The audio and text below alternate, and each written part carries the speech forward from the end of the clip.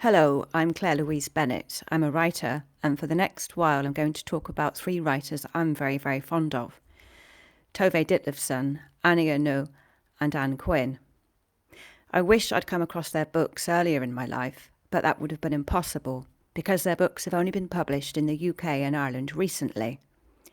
Tove Ditlevsen's Copenhagen Trilogy by Penguin in 2019. Fitzcarraldo brought out the years by Annie Ernaux in 2018, and since then they have published 5 more of her books, most recently Simple Passion. 2018 also saw And Other Stories publication of The Unmapped Country, a collection of short fiction and fragments by Ann Quin, edited by Jennifer Hodgson, who you'll hear from a bit later on, along with Daughter Noors, Deborah Levy, and Lawrence Leluyo.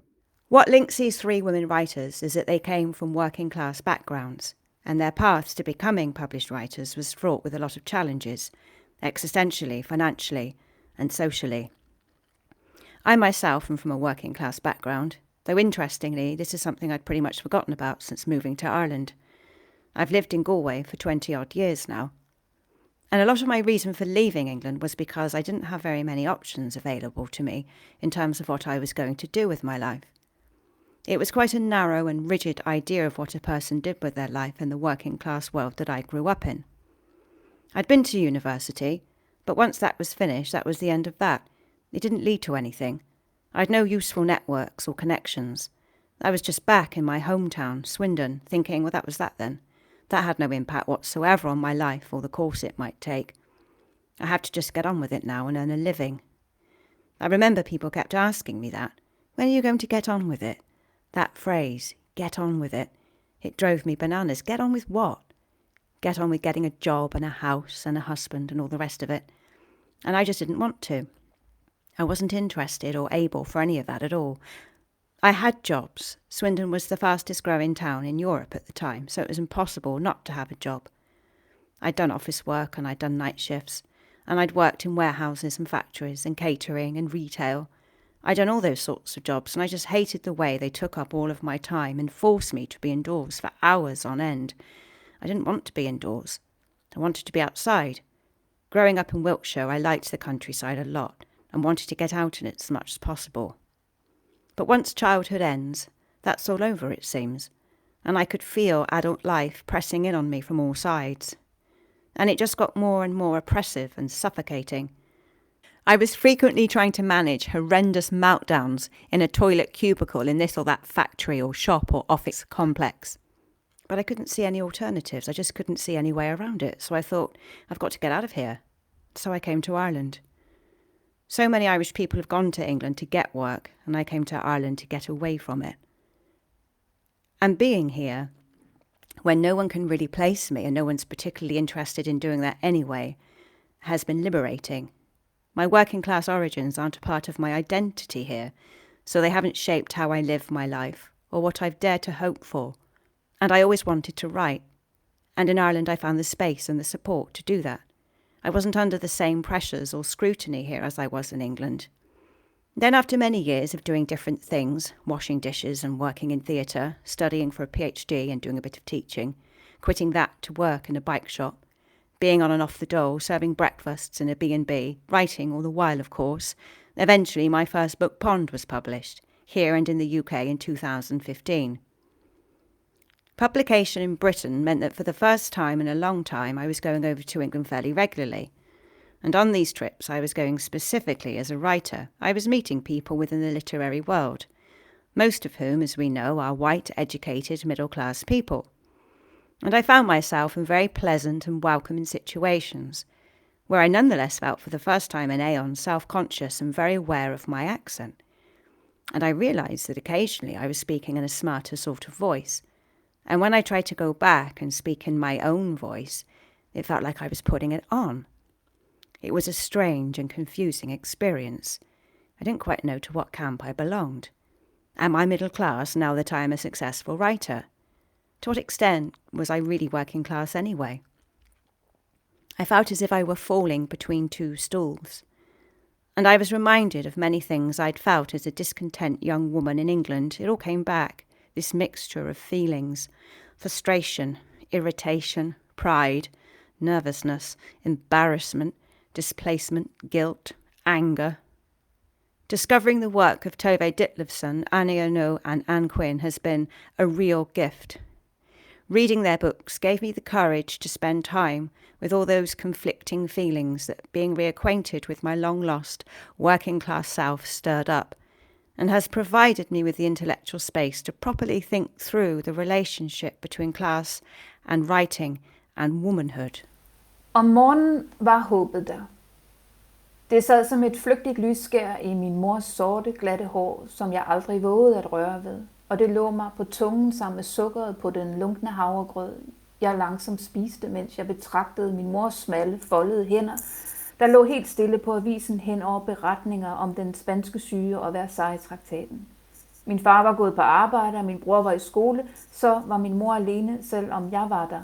Og hvis jeg var helt stille og ingenting sagde, kunne den fjerne ro i hendes underlige hjerte vare lige til formiddagen var blevet gammel, og hun skulle ud og købe ind i Istegade, ligesom almindelige koner. That was the Danish novelist Dorthe Nors reading the opening lines of Childhood, the first volume of the Copenhagen trilogy by Tove Ditlevsen. I don't speak any Danish at all, and I don't imagine many of you do either, so here is the same passage in English. In the morning there was hope. It sat like a fleeting gleam of light in my mother's smooth black hair that I never dared touch.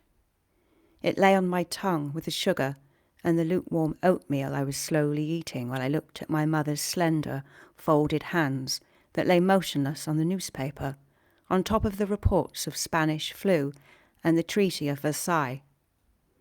My father had left for work, and my brother was in school, so my mother was alone, even though I was there, and if I was absolutely still and didn't say a word, the remote calm in her inscrutable heart would last until the morning had grown old, and she had to go out to do the shopping in Istegade, like ordinary housewives. Ditlevsen was born in Vesterbro, Copenhagen, in 1917. I have actually visited Vesterbro. I had dinner there some years ago in a very cool restaurant in the meatpacking district.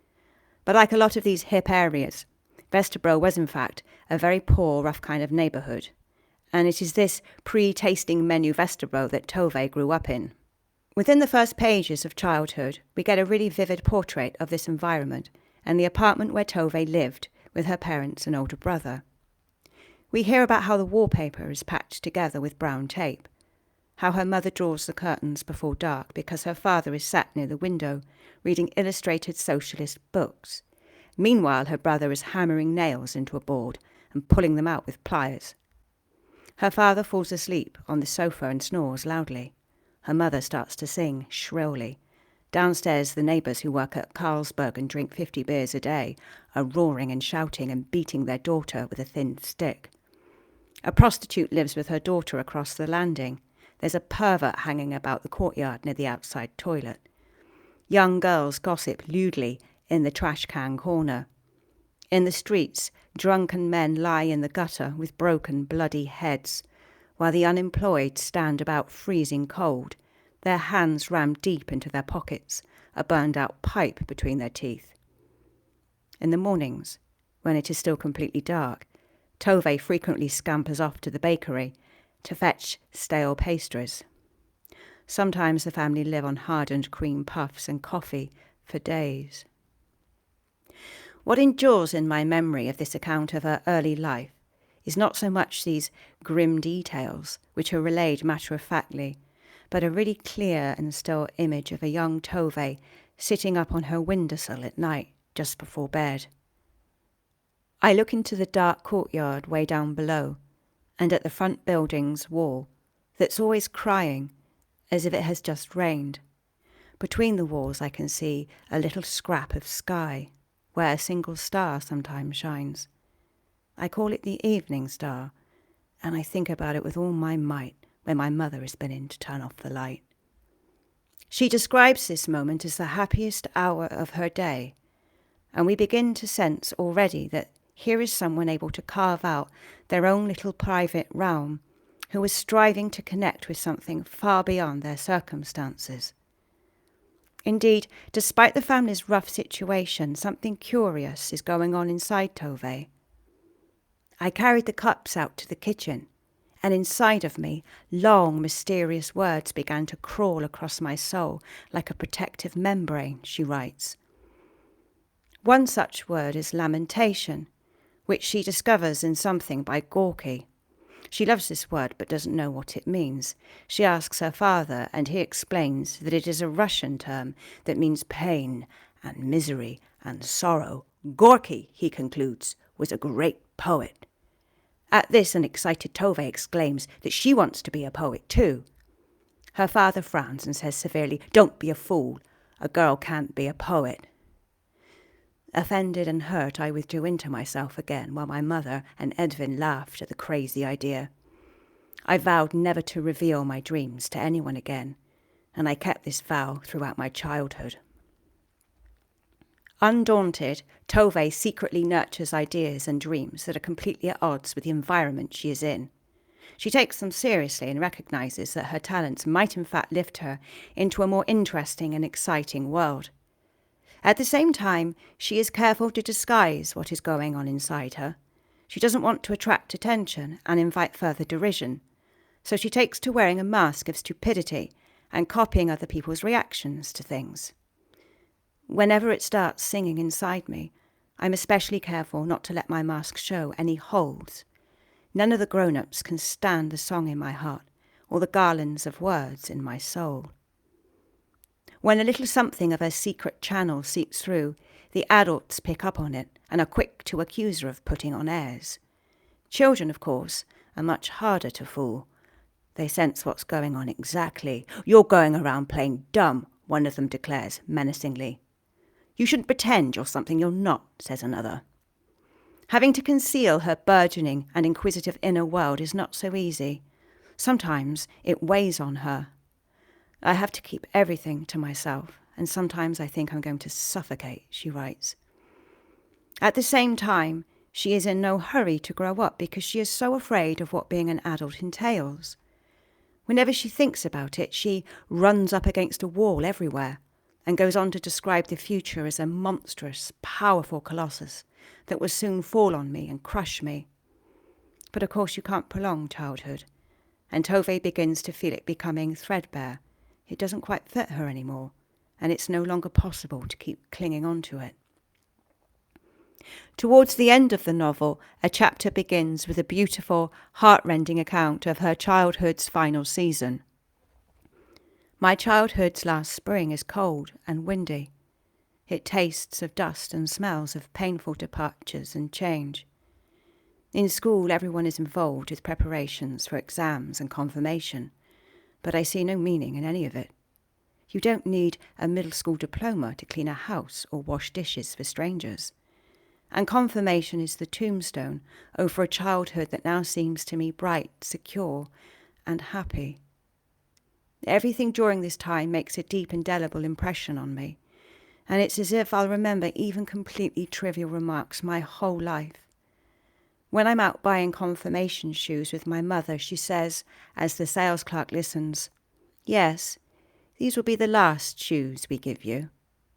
It opens a terrifying perspective on the future, and I don't know how I'll go about supporting myself." Ditlevsen craved a different scale of existence, a richer life than the one she saw around her, but she didn't come from money. On the contrary, her father was frequently unemployed, and as a working-class woman, she could hardly expect to gain employment in a profession that paid well. So what were her options? To do a job she loathes and tires her out, or to marry the first stable, skilled worker who comes her way? What she desires more than anything is the space and privacy to write. But how is she going to get that? In the second part of the trilogy, Youth, her frustration at her circumstances and her determination to exceed them grow in equal measure. "I want so badly to have a place where I can practice writing real poems," she writes. "I'd like to have a room with 4 walls and a closed door.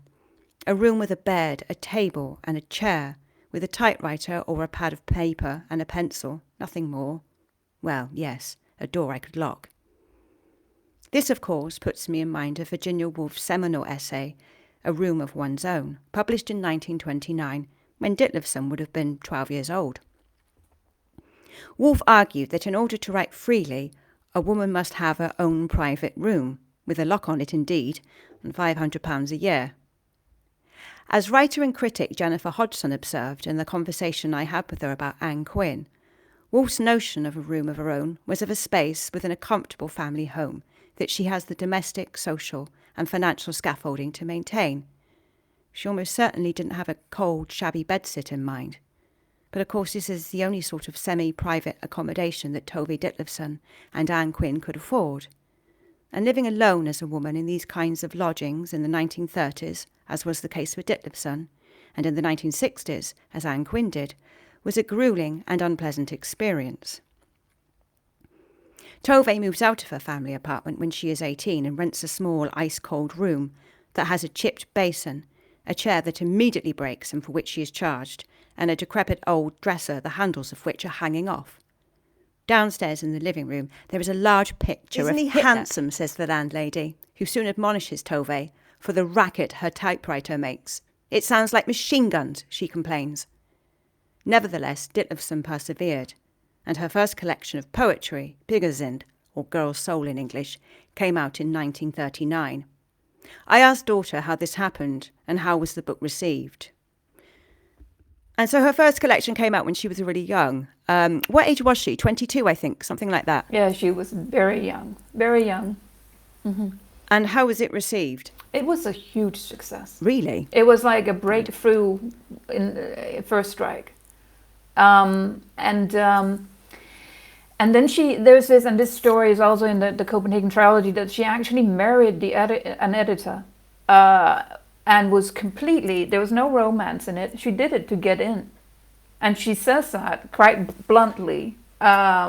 He was, the door that I had to get through to climb out of the place that I came from and get my dreams to come through. It was really big, and it's still read. And when I was young, some of the poems from that collection was put into music by one of our very big singer-songwriters. So ever since that, we've been singing it. It is even, we community sing some of these songs. What is interesting about this collection is that it depicts the adolescent girl, the girl who goes from that childhood that you're stuck in, and you have to go into womanhood and do what's expected from a woman, and you tread on that path with longing and deep sorrow. I mean, the sorrow of actually having to live the life as a woman lives right next to the joy of going there. And that's so interesting. And what's also interesting is that men don't like that. They don't like her poetry. Or Danish men have not been very fond of her. And I'm reading her again now to see what is that? Can we understand why that is? And I think it is because she says all the things that make them uncomfortable and uncertain about whether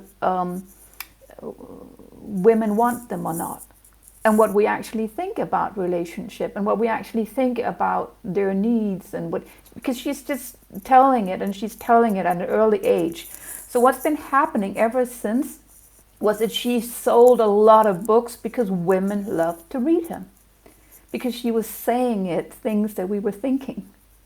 She was writing stuff that we were all thinking, and she was writing in and also depicting our emotions, that thin line between melancholy and love, and all these things, and loss and despair.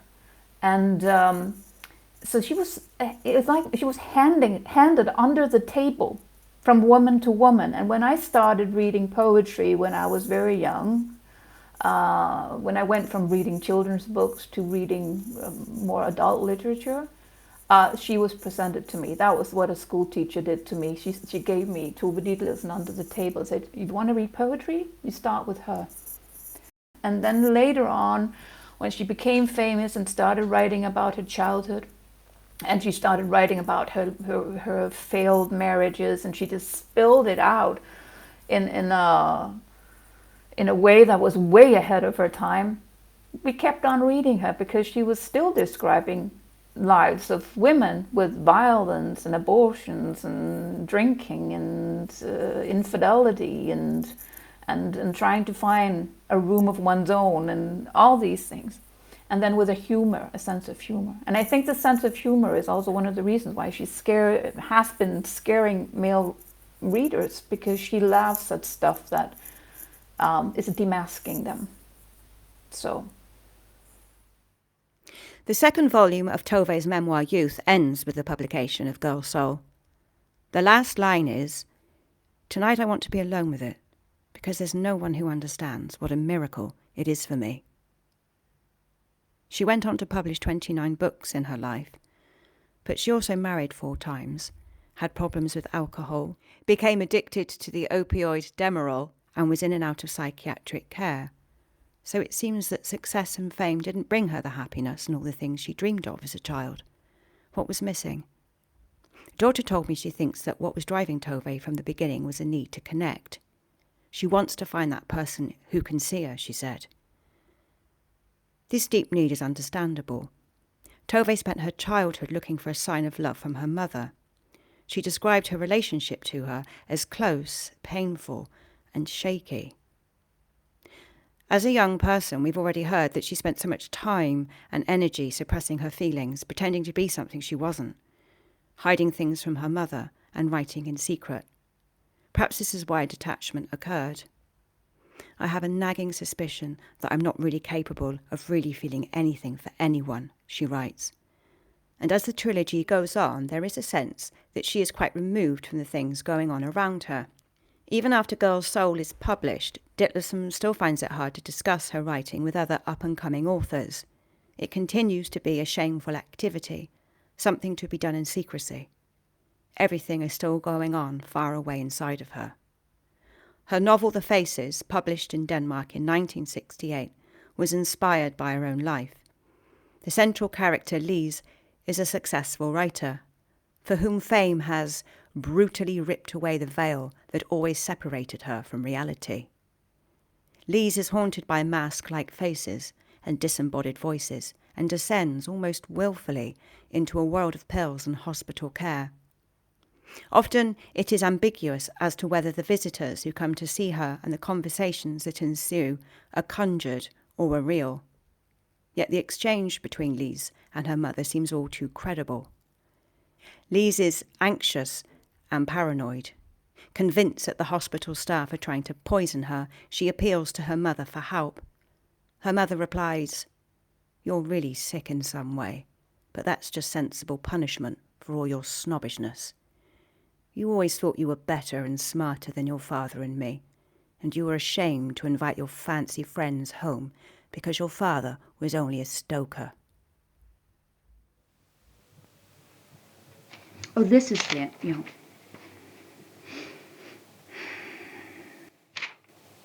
Okay. He stood in the archway of white. On one side the paint, unpeeled in thin layers, ran into yellow crevices. He fondled a statue, the hands of heavy quarry stone, with his fists, ran his finger down, between, up again, from one to another until he reached the summer house. Shutting the glass door carefully, he leaned there, sighing, and looked round. In front of the television she turned pages of a magazine, her hand bound by a handkerchief. She slid her feet out of mules, brought them up under a cushion, looked now and then at the screen, her mouth puckered, eyes red, which she rubbed, cleaned her spectacles, breathed on slowly, held to the light. Reached for a cigarette, the pistol lighter, the metal shiny part she stroked, put down and jumped up, opened the door, switched on all the lights in every ground floor room, opened all the doors, moved from room to room, switched off all the lights, left the doors open, and crouched in front of the television. The cat curled at her feet, she caressed him with her toes. A bee orchid leaned over from the moistness around, touched his mouth. The petals fluttered. He put the pot on another shelf, touched others, slits of brilliant colour amongst a mass of green, dripping foliage.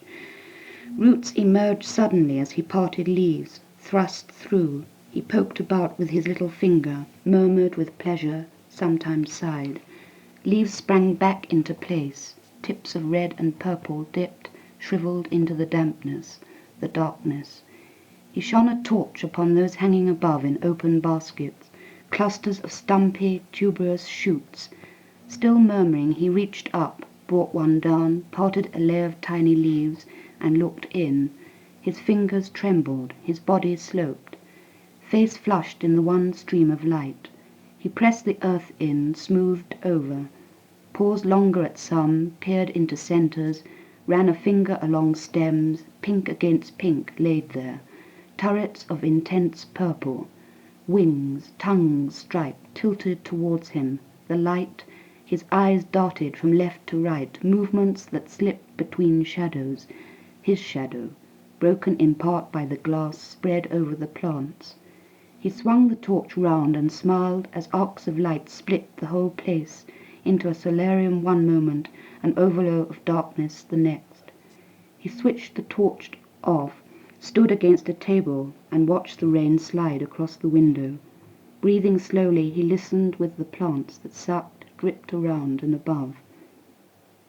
She went from room to room, closed windows, doors, cupboards, tried on clothes, hats, shoes too narrow, hobbled to mirrors, squeezed into dresses, struggled out, touched the material, traced the design, folded, unfolded blouses, cardigans, slipped them on, off, until the bed floor were covered with layers of clothes, into which she flung herself, motionless, face buried. She unfolded, opened an ornamental box, tried on jewelry, bracelets slipped up her arms. She extended herself over the bed, arms held up towards the light. Her wrists twisted until the bracelets fell, jangled against each other. She put them on her ankles, undid her dress, put a dozen necklaces on, some draped over her breasts. In front of the mirror, she pulled her breasts up by holding several necklaces above her neck. The beads sprang apart, rolled at her feet, scattered over the carpet under the bed. She crawled along, gathered them up, hands groped before her, either side, behind. She dropped the beads one by one into the box. 2 remained, which she held against her nipples. Kneeling, she looked down, swung herself from side to side. Her tongue slithered over lower lip, drew it in. She licked the beads, replaced them on the extended nipples, her head thrown back, knees parted, pressed into the carpet, feet together. He switched the torch on and off, stared at the window, steamed over. Leaves rustled against his head. He leaned further towards until they separated. He rubbed the glass with his arm, hands. His face flattened against the door. He fumbled for the handle and fell out. Flashed the torch up to the trees, down into a row of statues. Light revolved, rotated over pieces, parts of stone, bronze glistened, sunk into greyness. Oblong shaped sticks of iron, metal rose from uneven ground, levelled out towards the swimming pool. He climbed down, torch held firmly, directed upon the rungs his feet edged onto. Reaching the bottom, he looked at the square of sky, then down the slope to the platform, covered by tarpaulin, which he pulled off. Climbing up, he faced the way he had come, the torch held upright. Something scuttled behind, a flash of white dropped, fell away. He watched the owl climb higher, until the sides of the swimming pool closed in.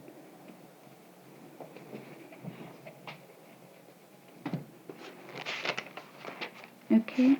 Yeah. That clip doesn't need translating. It's a language we recognise, but perhaps spoken in a voice we weren't expecting to hear. It doesn't much sound like a working class voice.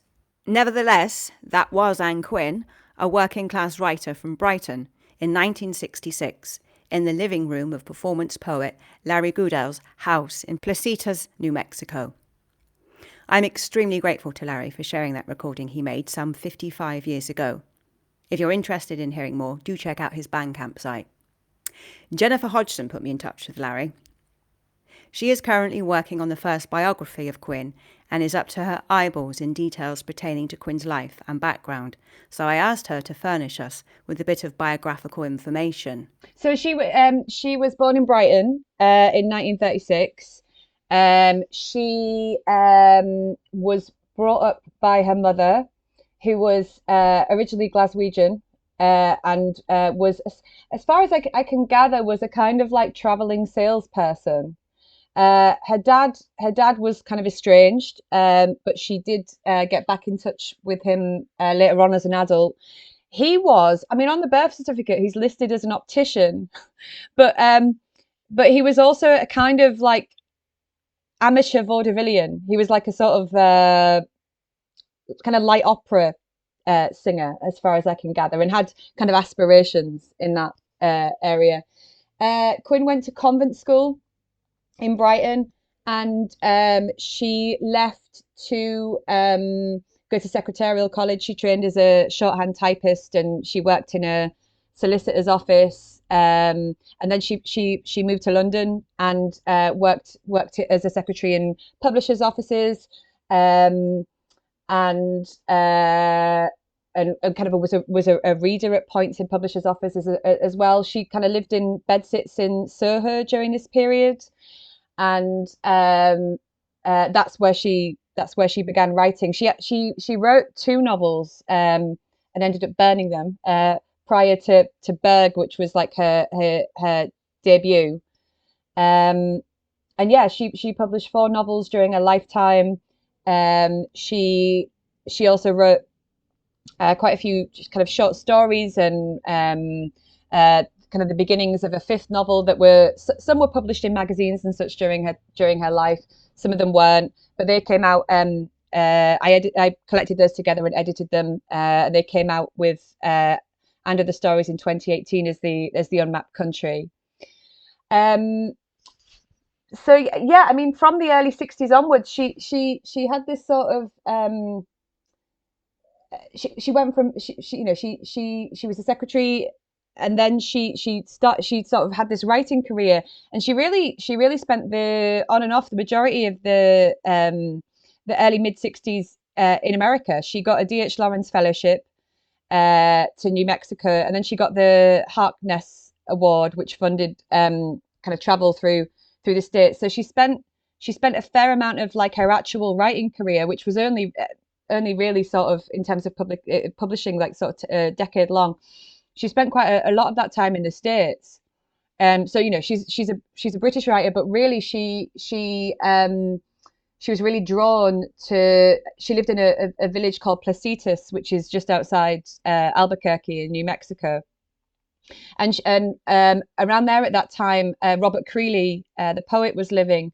So and that became like a real sort of like nerd for American poets traveling during that mid 60s period. So she really became kind of ensconced in this American poetry scene as a British novelist, which is kind of weird. But upon reading her, really makes sense. She wrote poetry, which for my money, interestingly, is like nowhere near as good as her novels.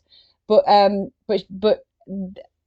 novels really, she kind of identified as a poet who just happened to be writing in a sort of novelistic form, whatever that means. So Robert Creeley, Charles Olson, that whole scene. She went to the Berkeley Poetry Conference. She was part of all that. Quin doesn't much sound like a working class writer, and she didn't really write like one either. And that's one of the things that fascinates me about her. There is often the expectation that a writer from a working class background will pen gritty, relentlessly grim social realism. There was certainly plenty of that around in Britain at the time that Quin was writing her novels. The 50s and 60s saw an explosion of kitchen sink drama and literature that portrayed the disillusionment and rancour the lower classes were feeling towards modern British society and the status quo. It was a largely male-driven and male-centred movement, delineated by authors such as Arnold Wesker, John Brain, Alan Sillitoe and John Osborne, who became known as the angry young men, and whose grievances were memorably typified by the character Jimmy Porter in Osborne's groundbreaking play Look Back in Anger. I don't think it's terribly surprising that Quin didn't work from within that very male-dominated centre of class consciousness. They frankly stink, she said of Osborne and his cohorts, with their dumb 19th century prose. And that's the thing, Quin was doing really interesting things with prose, perhaps instinctively realising that it was there, in her relationship with words and sentences and their descriptive modes, that she could best exercise and experience freedom. That's not to say she eschews the quotidian entirely. Her books bristle with atomised details about bedsits, dingy B&Bs, dreary seaside towns and grimy smoke-filled pubs. But the subject and style of her writing transcends the ordinary. Sometimes, in fact, it seems to tunnel far down beneath it. As you heard in the clip, her prose is choppy, kaleidoscopic. Its intense evocation of texture, shape and geometry continuously destabilises the boundaries between the commonplace and the arcane, objects and beings, self and other. It makes for a completely absorbing and disorienting read. You're not quite sure where you are, yet there's a sensation of being gripped by something. It's an unnerving yet thrilling feeling. These characteristics, which very much went against the grain, led some critics, such as Ronald Hayman and Robert Nye, to be dismissive of Quin's work, on the grounds that it was derivative of the French New Wave, and novels by writers such as Rouel Grillet and Sorot. It seems to me they were quite unable to give Quin any credit because, from their class position, these chaps couldn't entertain the idea that actually the way she wrote was an authentic response to life from a working-class female perspective. Certainly when I read Quin, I experience her vertiginous style as a bona fide expression of that maddening paradox which underscores everyday life in a working-class environment. On the one hand, it's a full-on, in-your-face world, yet at the same time, much of what goes on seems extrinsic and is relentlessly uninvolving. You feel overwhelmed and understimulated all at the same time. Added to which, your setup is precarious. The walls are paper-thin. Your day is scuppered by intrusions, unexpected interruptions. You don't have much control over things, or any buffers. You're constantly fretting about money, and all the while cultivating fantasies of a completely different sort of life. So it makes sense to me that a woman writing from within those circumstances would produce intense, restless work that attests to a heightened, yet detached sensitivity. In a short piece from The Unmapped Country, titled One Day in the Life of a Writer, we learn how a typical day kicks off for Quin. Letter from my publisher. Regret. Arts Council have refused a grant. No reason given. That's because they read what I did with the last one. Oh well, onto a passable crap. Retreat into ex-tenant's room to write. Confronted by a little heap of dust, bugs, etc., landlady has brushed up. Cursing, I put into dustpan to the sound of, "Do you want some coffee now or later? Are you warm enough in there? What do you want for lunch? There's kippers, lamb stew, eggs or bacon or..." It's a brilliant send-up of an often nauseating theme. Here's Quin, with a room of her own. But like Ditlevsen, it's not an idyllic Wolfian chamber where she can quietly sequester herself away and create in peace. Life is going on all around her. Very often, it's crashing in on her.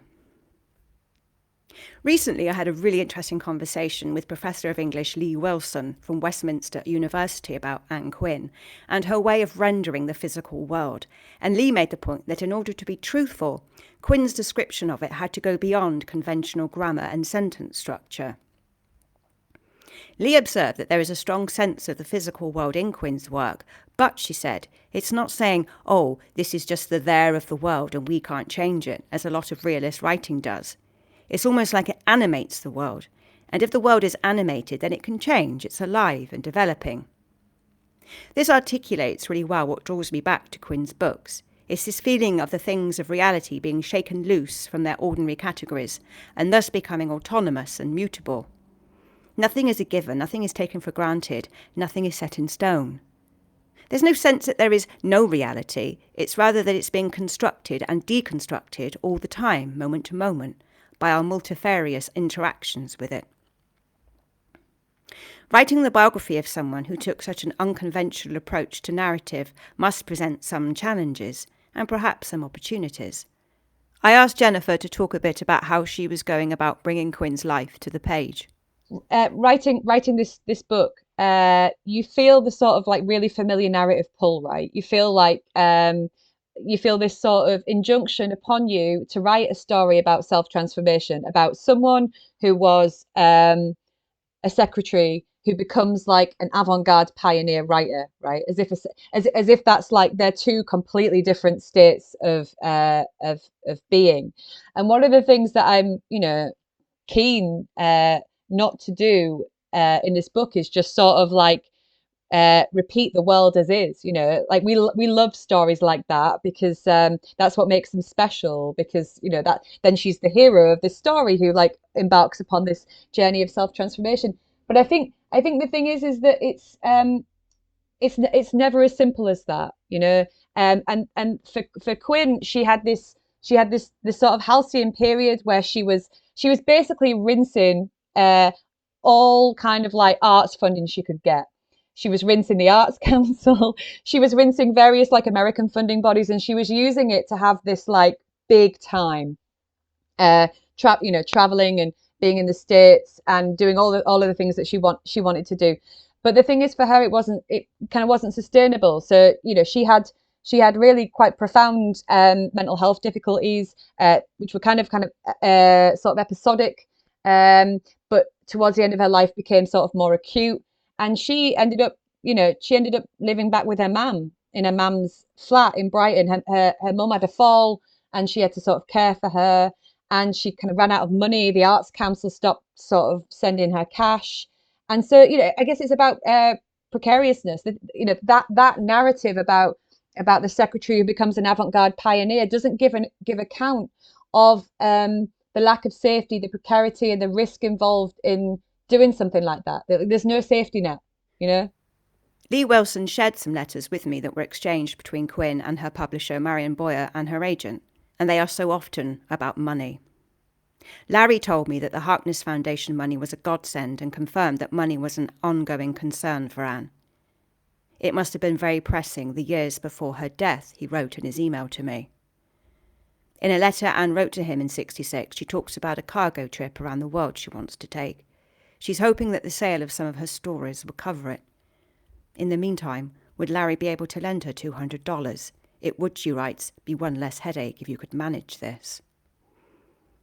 While researching the Quin biography, Jennifer has amassed many personal letters, and she told me they express a longing for an open and receptive state while conveying the pragmatic difficulties she encounters while trying to bring that into real life.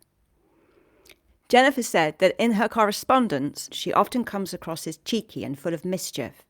In the typed letters, she is especially swaggery, and then occasionally there are handwritten notes which are less buoyant and much more desperate. Jennifer read these letters chronologically and observes that Quin sort of oscillates between these two states. As with Tove Ditlevsen, we can see how precarious economic circumstances can cleave a woman in two, so that she lives a kind of haunted existence, a life that is never fully realised. Here is the opening to Jennifer's brilliant, tender, insightful and humane biography of the singular yet divided Ann Quin. She started off as a stack of printer paper, 3 archival boxes, and a small selection of second-hand paperbacks.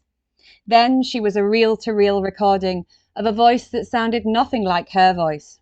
Too weird, clipped, precious, RP proper, and tripping over words that were her own like she had never seen them before. People told me that was just how everyone sounded back then. For a while, she was a glamour shot kept in a foolscap folder marked Anne, smooth and moon-faced, held there in soft focus and trimmed in marabou. Or she was that other photograph, the one where she is surging out of the frame that I don't like because she looks agitated and maniacal. She liked it though. She thought she looked like a sorceress. And she was a sorceress, and a beacon, and a side alley, and a pioneer, and a lost hope, and a silenced and forgotten woman writer, for ages just one of so many, and then suddenly deemed to be somewhat important amongst all the others that languished down that well. People kept telling me things about her, and I would note them down duly on the backs of receipts so that I might lose them more easily later. People kept telling me I should write a biography of her, that hers was an important life, a significant life, a life worth telling. But I did not want to write it because I knew exactly the kind of story they meant. It was the same as all those other stories about the kind of life it is possible to have. It was a story about self-invention, about how you can, through an effort of the will, become someone other than yourself. But I have never believed those stories because it seems to me that you won't shake off whatever it is you're trying to shake off, because it's already in you and you've already left some part of yourself back there, and from then on and forevermore, those two parts will always just be coring at one another. You'll never get them to stop.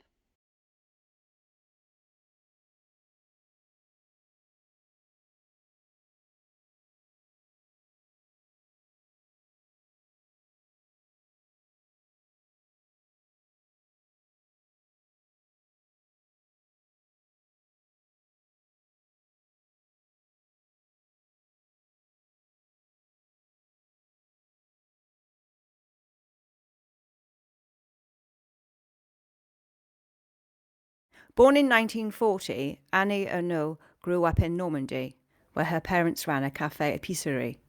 She attended university in Rouen and became a secondary school teacher. Her first book, Cleaned Out, was published in France in 1974, and though a few of her books have been available in English for quite a while, it was Fitzcarraldo bringing out The Years in 2018 that really brought her to audiences in the UK and Ireland.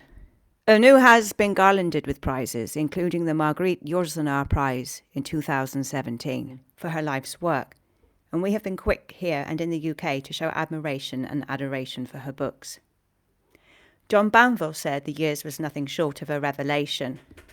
Annie Ernaux's book, he says, blends memories, dreams, facts and meditations into a unique evocation of the times in which we lived and live. Olivia Lang called it an astonishing achievement, and Deborah Levy regards it as one of the best books you will ever read. Because there is quite a significant gap between when she became known in France and when we discovered her here, I wanted to talk to someone from France who could give Ernaux's work some context. I was interested to know what place she occupies in the literary landscape in France, who reads her there and so on. So I spoke with Laurence Leluyot, who is originally from France and now lives in London, where she works as a literary agent with a fantastic international list, which means she is a books in translation aficionada. She's introduced me to the work of many fabulous authors from all over the world, and she had plenty of illuminating things to say about Annie Ernaux. It's interesting that the publication of The Years is exactly 10 years after it was first published in France. And in terms of her standing and how she was perceived, the other thing that's interesting is she's just given an interview with the director Céline Sciamma, who made a portrait of a young lady on fire. And this is a brand new feminist magazine that's just launched in France. And it's interesting to me that throughout the years, there are new publications for whom she is absolutely essential. In fact, so essential that she's the lead. It's the biggest part of the magazine. And in that interview, she says things that I didn't know. So for instance, her first novel was turned down. She wasn't able to place the first book she wrote. And then for 10 years, she just went off and lived. So she had her kids and she was teaching and she was married. And then she published the first novel that Gallimard bought. And that already, not everybody gets to publish with Gallimard. So I would say that almost immediately there was a recognition of the literary quality of her work. And she has won prizes. She won the prize for the place, the big prize, the Prix de Renaudot. She had won prizes in other countries. She was very big in Italy long before she was read in other countries. So I think she's always, maybe there was a bit of a dip before The Years. Maybe in France, there was a recognition around particularly the place. And then there was the book that's coming out now, Passion Simple, which again was interesting because some people loved it and some people attacked it. So I think she was always a little controversial and also unlike anyone else. There was no one else in her generation writing with that similar project. And she explains in this interview that when that particular book was published, Passion Simple, she was compared to Emma Bovary. And she said it was an extraordinary thing to happen because no one seemed to realize that she wasn't a character. She was the person who'd actually taken up the pen to write her story. And then she says that some male critics called her Madame Ovary and attacked her. And the feminists attacked her as well for focusing on something that they felt wasn't going to help the cause. So I think she was always difficult to place. She is interesting on things like autobiography, for instance. She doesn't like the term, so she always said that it's not what she wanted to do. And I think she came after the Nouveau Roman, which is not really a literature that's read very much anymore. I mean, in France it is read, I suppose, as part of, studying, but internationally, maybe people like Nathalie Sarraute are read. So she comes from that, and that there was already an attempt to not dress up reality and to depict facts as they happened. But what she set out to do, something she calls a sort of auto-sociobiography. So she's always been very clear on a couple of points. One is really at the heart of her project, and there's the feeling of betrayal of class and shame. And she talks about that, and she evokes people who are very different from her, like Jean Genet. So she will say,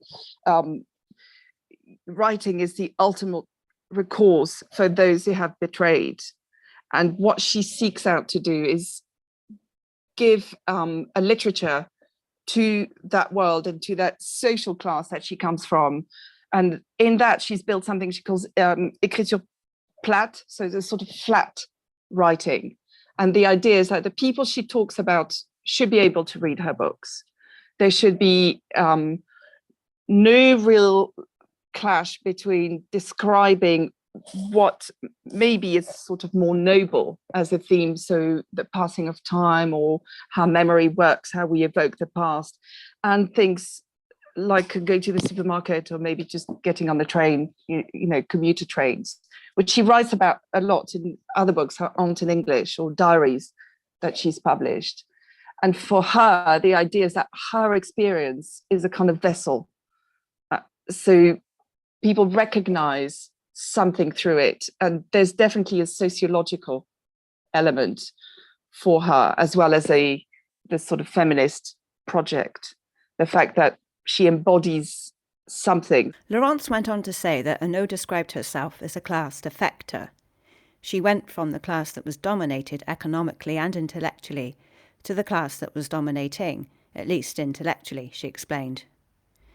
An element of her work that strikes me the most deeply is how it charts and examines this breaking away from her working class origins. In contrast to Ditlevsen, who left school at 14 because the family needed her to start earning, Ernaux carried on at school and later qualified as a teacher. Her father died just 2 months after she passed her teacher training exam. Ernaux's book, A Man's Place, begins with a compression of these two momentous and very different events. They are conveyed to us in just a page and a half. Laurence observes that this confluence makes the reader aware of a tension right away.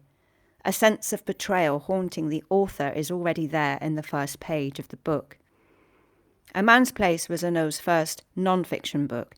It was published in France in 1984.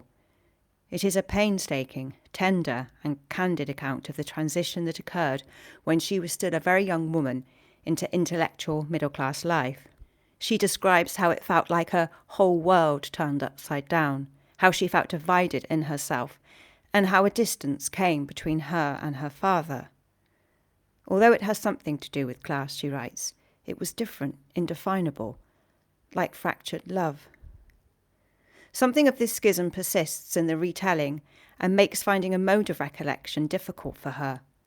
She writes, I would like to convey both happiness and alienation, but instead I seem to be doing quite the opposite, constantly wavering between the two.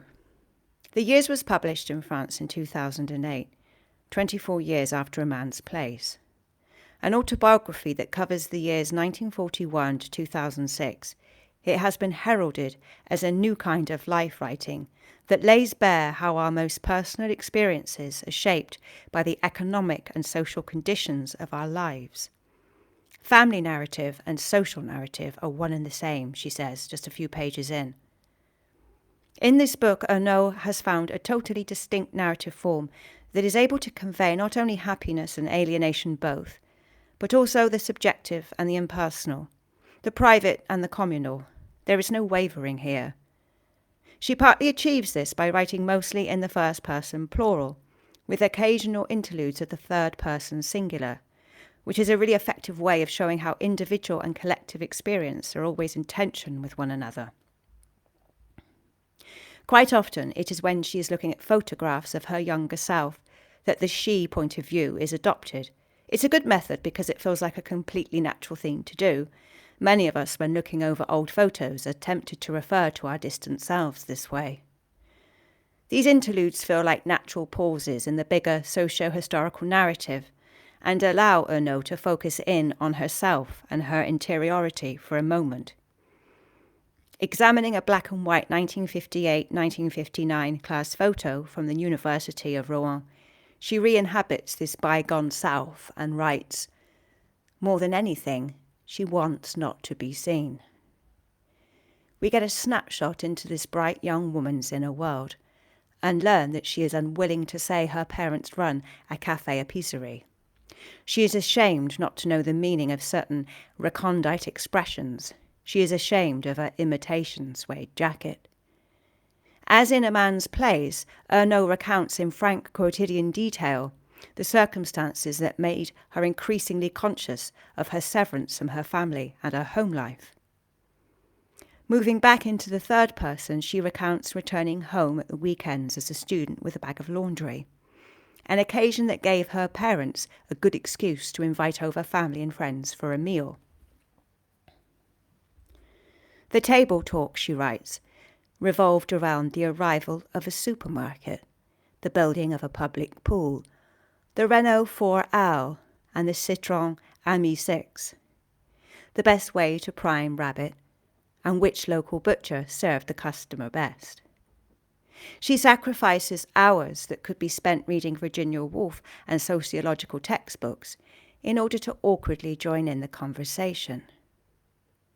We could not help but notice their way of mopping gravy off a plate until it was clean, shaking a cup to dissolve the sugar, uttering the words "a high-ranking person" with a hush of respect. And suddenly we saw the family milieu from the outside as a closed world that was no longer ours. The ideas that possessed us were alien to illness and factory layoffs, vegetables to be planted with a waxing moon, and all the other subjects discussed at the table. Hence our decision not to talk about ourselves and our studies, careful not to contradict them on any subject. She no longer has anything in common with the working-class world of her childhood. Like Ditlevsen, she has to fake it a bit and not let on what she is really thinking. At the same time, Ernaux does not feel she belongs to the bourgeoisie either. She is stronger, more independent than girls from that background. Spending too much time with them, going to their parties and so on, feels demeaning. She has gone over to the other side, she writes, but she cannot say of what. The life behind her is made up of disjointed images. Disjointed and enduring. Indeed, Tove knew the power of these fragments. At the end of the Copenhagen trilogy's first volume, she writes, "My childhood falls silently to the bottom of my memory, that library of the soul from which I will draw knowledge and experience for the rest of my life." Further on in the years, Ernaux writes of herself, "She is visited by fleeting images of her parents in the small Normandy town, her mother taking off her work coat to go to evening prayer, her father coming up from the garden with a spade over his shoulder, a slow-moving world that continues to exist, more surreal than a film and far removed from the world in which she lives, modern and cultivated, forward-moving, toward what is difficult to say. This new place she has entered is somehow vague. She feels she is nowhere, she confesses, inside nothing except knowledge and literature. This feeling accounts for Ernaux's resistance to art for art's sake. For her, writing absolutely has to have purpose. It has to reach into day-to-day life. It has to be, in her words, a means of action on the world. In an interview, she explains, The challenge to the aesthetics of art for art's sake finds fertile ground with me because of my social affiliation to the world of the dominated, which has always made me feel the weight of reality and social determinisms. Consequently, writing is a subject in itself. Ernaux is all too aware that language invisibly conveys hierarchies and sexism, and needs therefore to be acted upon. How to write cannot be separated from what to write. Like Quin, she doesn't take language for granted. She doesn't use it without examining it, unravelling it, without asking, what are these words? Who made them and for what reasons? And are they the same reasons that I have for using them? Probably not. So I must find my own way to use them. And both writers, by deliberate and very distinct methods, reawaken language. I said to Laurence that it's as if language for her is not simply a mediating device. Indeed, Annie says of her background, it was the world in which language was the very expression of reality. The expression of reality. It is not an explanation of reality, nor is it an interpretation or a judgment or a justification of it. I mean, she says she rewrites a lot, so it looks really effortless, but she goes back. And it's interesting, there's a diary she published, so Simple Passion, there's a diary that she published many years later, which is the diary that she was keeping when she was having the affair. And I don't know why, she says she's not entirely sure why she published it. She just, as a sort of counter work. And it's interesting when you read that and then you see how that became the novel, what she took of that. But it's also full of descriptions of, going to the supermarket. So she records, she's kept diaries all her life, and she records very carefully the details of everything. And I think for me, it's the idea that all these fragments come together and they help us understand what remains of time, particularly of the past. And it's almost like not a catalogue, but I think it's a deliberate decision not to add interpretations or feelings. The use of her diaries certainly brings a special kind of life to her books, as if the past is still somehow happening, which of course in many ways it is. I am not trying to remember, she writes in A Girl's Story. I am trying to be inside, to be there at that very instant, without spilling over into the before or after, to be in the pure immanence of a moment. This liveness in Ernaux's books and her unusual treatment of time is what makes her work so poignant and penetrating. It encourages a mode of reflection on one's own life that is painful, yet empowering, and free from cliché. I spoke with the author, Deborah Levy, who has written 3 volumes of her own living autobiography about these characteristics of Ernaux's writing. I've been reading The Years for years because it's so full of not full of information. It's just so full of life. The thing about Ernaux and Duras is how they, for me, is how they approach time. Because they don't really do chronological time. They make a narrative design that can hold a rupture in time. And for me, so we don't get lost in the wrong sort of way. We get lost in the right sort of way, by which I mean, we don't need answers to questions, but we like to know. We with those writers, with their chase, they're chasing something, so they both collapse the present into the past, the future into the present. They can cover in one page any number of eras and time zones, but it's all coming back. It's all coming from the same mind. It's all coming from the same inquiry, which is really, what's the point of life? how to live. What's the point of life? What's going on socially and inside them, and so those big questions that really we all ask. Everyone asks. Person who picks up the garbage, and a professor at a university, we're all asking the same questions, and they're not awkward about that, because they weren't they didn't come from a class that felt entitled in the first place to ponder such things, and so it gives their writing a depth charge. It comes from somewhere real. I like their sense, then the sense when reading them, that they don't apologize for their existence. They have a sense of entitlement in the best sense of that word. It's not a word that usually means something good. But for me, it meant something good, because they felt entitled to have a life of their minds, a life of the mind. And women of their generation and women of their class were not entitled to actually,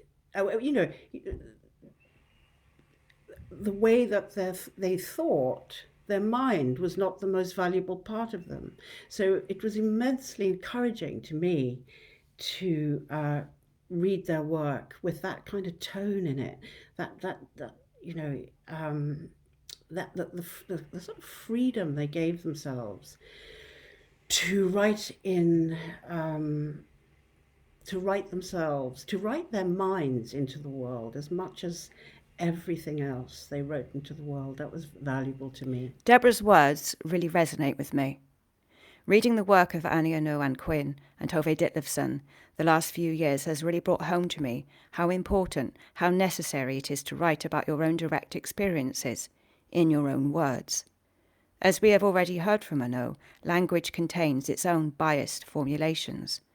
Finding your own words requires absolute commitment and honesty. Writing from a place which privileges experience over received ideas is not really about spilling the beans. I don't regard any of these writers to be purveyors of confessional literature. What they are doing is nurturing their own personal epistemology, so that they can expose and perhaps to some degree transcend the ways they are defined by other people and external circumstances. Thinking about my own working class origins through the prism of these writers' books encouraged me to look back on my own life, to recall what kinds of books I read when I was younger and examine the sorts of relationships I had with them, to reflect upon how and why I began to write, and to remember what I imagined success as a writer might feel like and open up for me. What kind of life would it enable? And of course, in the process of all this remembering, so many small scenes and slow images from my own childhood came back to me. That library of the soul. This mode of reflection and the memories it nudged to the surface are traced and expressed in my new novel, Checkout 19, which is due out in August. And I'm going to finish the programme with just a very short extract from that. I'd read Frankenstein and Anna Karenina and Madame Bovary and The Wife of Bath and The Woman in White and Sons and Lovers and Bram Stoker's Dracula. For years I read it at the beginning of every winter. And I'd read A Room with a View by E.M. Forster. And after I read it for the second time, I got it into my head to go on a trip to Italy, on a wild goose chase in search of love. I went to the travel agents beside Devon Savory's, and after looking through some brochures in the BHS cafe opposite with a couple of girlfriends, I booked a package deal for the three of us and paid off my share in instalments with the money I earned at the supermarket. We were 17, which was the same age Lucy Honeychurch was when she set off for Italy with her aunt, Charlotte Bartlett. We travelled by coach all the way. It took a day and a half, and we went through Luxembourg, and late at night we skimmed around Lake Como. I could see little lights up in the hills through the coach window. I've always loved to see little lights up in the hills through a car or a bus window, especially when there is water below. It all looks so magical, a world unto itself. How nice it must be to have a house up there in the hills, with all those trees full of russet animals and speckled birds, and knowing lights twinkling around you, and the deep still water below. My two friends had not read A Room with a View. They were studying other subjects, and knew nothing about the Italy that it depicted and that I was fully expecting to discover. Very early one morning at my behest, the three of us set out on a day trip to Florence, and when we arrived we ran away from the coach and all of its English passengers smartish, and once we were satisfied we'd given them the slip, we stood about in a square deciding what to do next, and a man who was obviously not Italian almost immediately came lumbering over to talk to us. It was very annoying. He was from Wootton Bassett, it quickly transpired, which was a village just a few miles outside of the town where we all lived and went to college. He bragged about how he was playing two market traders off of one another. Soon he'd have himself a quality leather jacket for practically peanuts, he said. Indeed, he was very pleased with himself, and obviously thought we'd find his acumen impressive too. I did not. I was really annoyed and wanted to get away from him at once.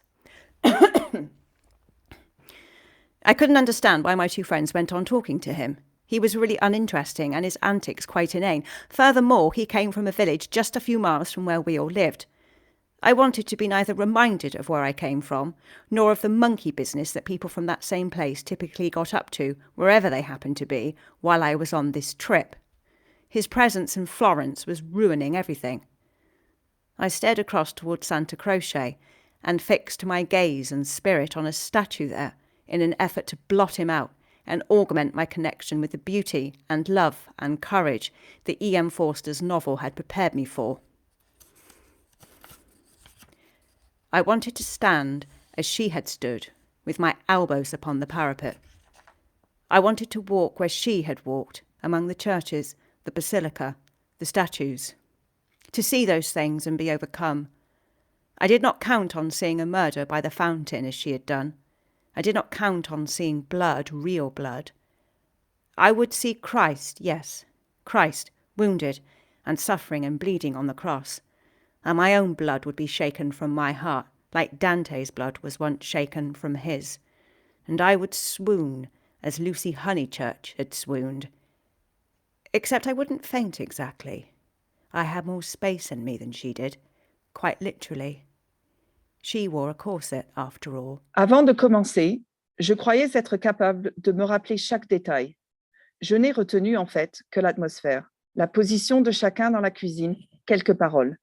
Je ne sais plus quel était le motif initial de la dispute, si ma mère avait encore sa blouse blanche de commerçante ou si elle l'avait enlevée en prévision de la promenade, ce que nous avons mangé.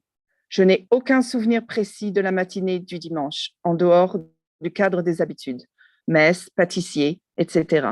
Bien que j'ai dû, comme je le ferai plus tard pour d'autres événements, revenir souvent en arrière, dans le temps où la scène n'avait pas encore eu lieu.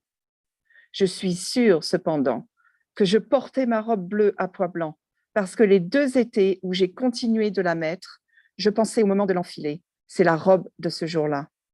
Sûre aussi du temps qu'il faisait, un mélange de soleil, de nuages et de vent.